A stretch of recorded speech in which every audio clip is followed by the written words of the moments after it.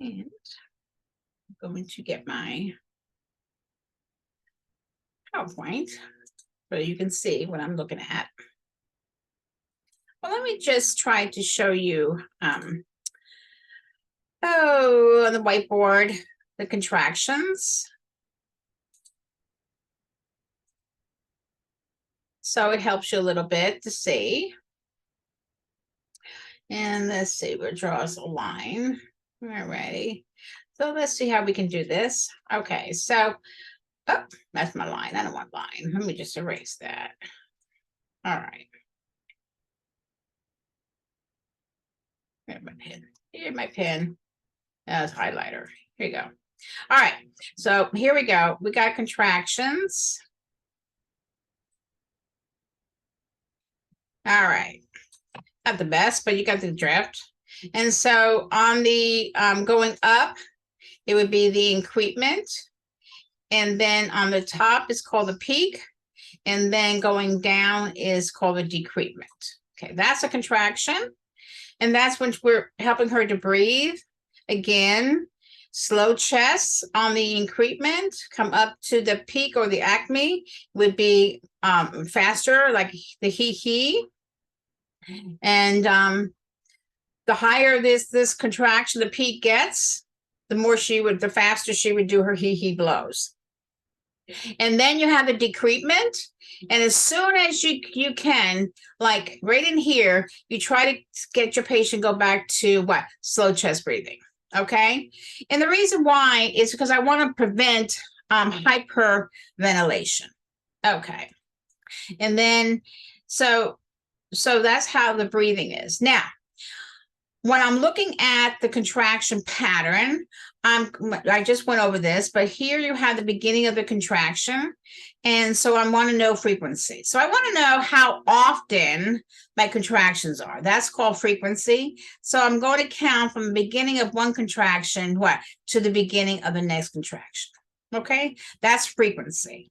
Now, I want to know how long they're lasting. So that would be what's the timing between, like right in here, okay? Or I would call that the duration. How long these contractions are lasting. So you have your boxes. I'm sorry. It's like you want to have these boxes and then you count them 1 to 10, 20, 30, 40, 50. Okay, so that duration, how long it's lasting would be 50 seconds. Okay, so that's my duration. I need to know about what's going on with the contractions so that I know she's not hyperstimulant, and she can tolerate this labor fine. Also, the baby has to tolerate contractions. And so again, remember I said during this time he's holding his breath. So I want my baby to remain healthy in utero during the labor process. That's my job, really, is to make sure that this baby stays nice and has lots of oxygen so that we have no more problems at birth. Okay. All right. So let me close that up. And I'm just going to pause this just. All right, here we're back again. And let me share my screen. And here we go. That's what I wanted. Okay, so we're back to now fetal heart rate. All right. So you have to know what the normal baseline of fetal heart rate is. 110 to 160. Write that down because you'll have to know that. All right, so anything below 110 would be considered bradycardia. Okay, anything greater than 160 is what? Tachycardia.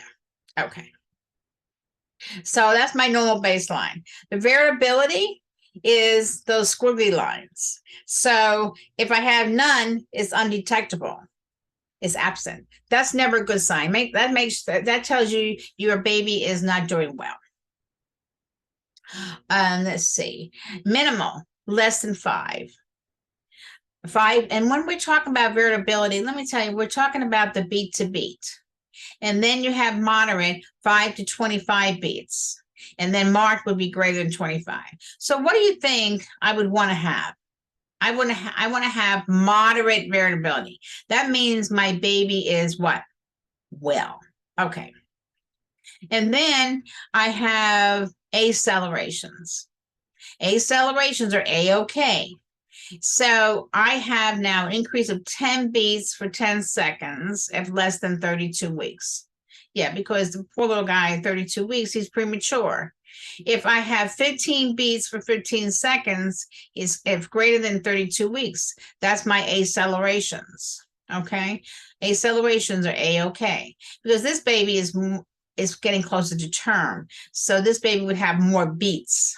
All right. And then accelerations are usually periodic and episodic. That means that maybe baby got stimulated, moved, and he had an acceleration. That's a good sign.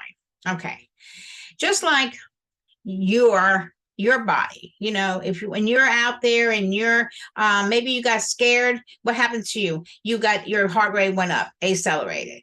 If you're running a marathon, especially, your heart rate goes up, correct? That's accelerations. Now, on the other hand, you have what we call decelerations. Decelerations are they're not good and they're not bad.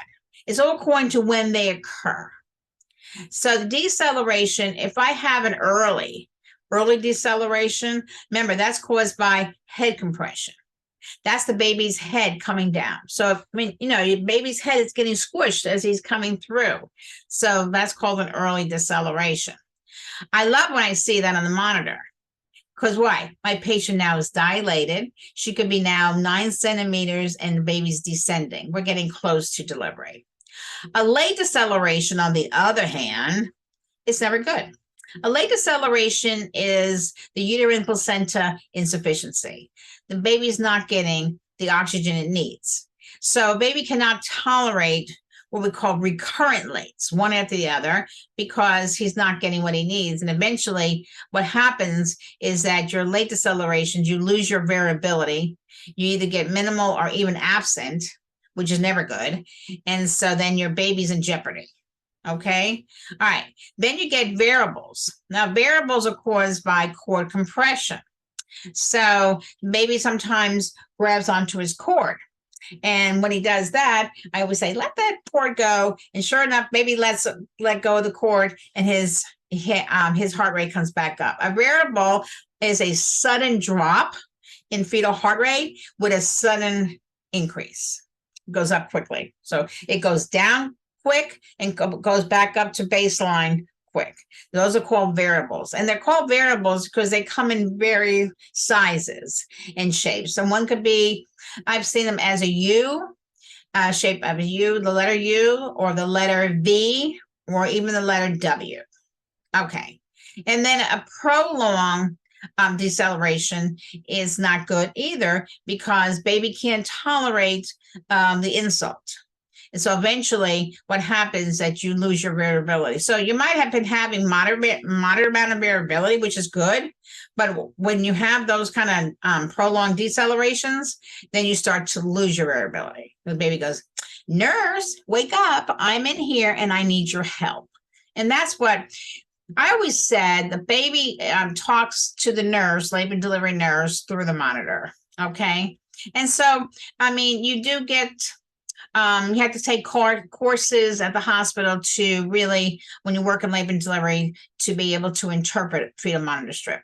Why? Because the doctors really depend upon the nurses to read these strips correctly. Now, over on the side here, you see veal chop. I'm sure you heard of this mnemonic, and it's a good one, especially when you're taking a test and you're going, okay, variable. What's caused? What are caused by variable? Oh yeah, the V for variable. Oh, and across is C. Oh, that's cord compression. You see what I mean? It kind of brings it back to your brain.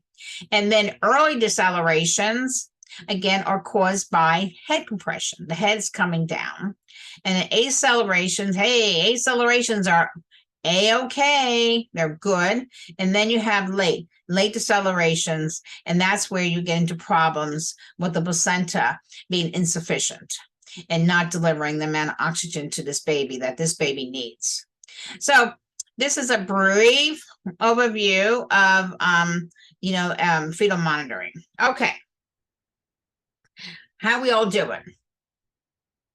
All right, so let me go on and good. Oh, thank you for the thumbs up. I do appreciate that. Okay, I'm just going to stop sharing just for a second here. And I want to make sure that I am recording.